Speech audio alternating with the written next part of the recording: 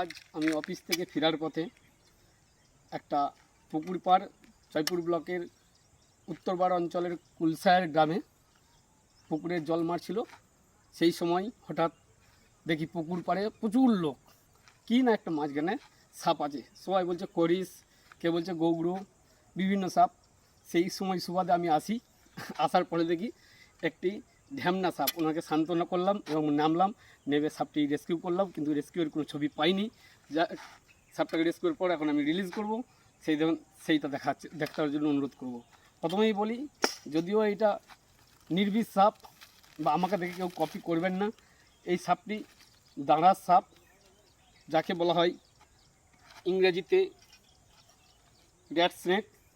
এটা নির্বিষ। অনেকের ভ্রান্ত ধারণা আছে যে এই সাপটি নাকি শনিবারে বিষ, কেউ বলে লেজে বিষ। এসব ফালতু কথা বা আমাদের এই গুজরাবি কথায় কান দেবেন না।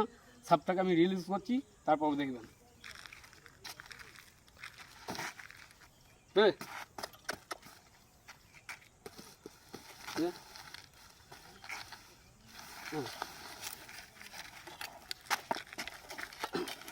হ্যাঁ, দাঁড়িয়ে কামড়াই,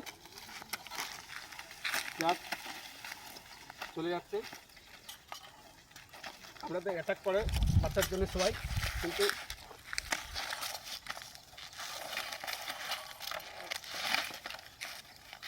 ওদিকে যা, ওদিকে যা, ওদিকে যা, ওদিকে যা, হ্যাঁ যা যা।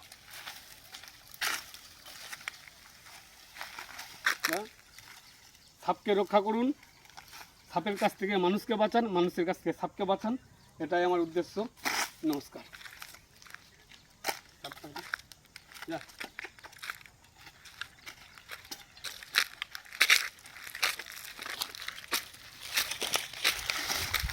অ্যাটাক করার জন্য আছে, কিন্তু বাঁচার তাগিদে হয়। সাপটার মধ্যে কোনো বিষ নেই।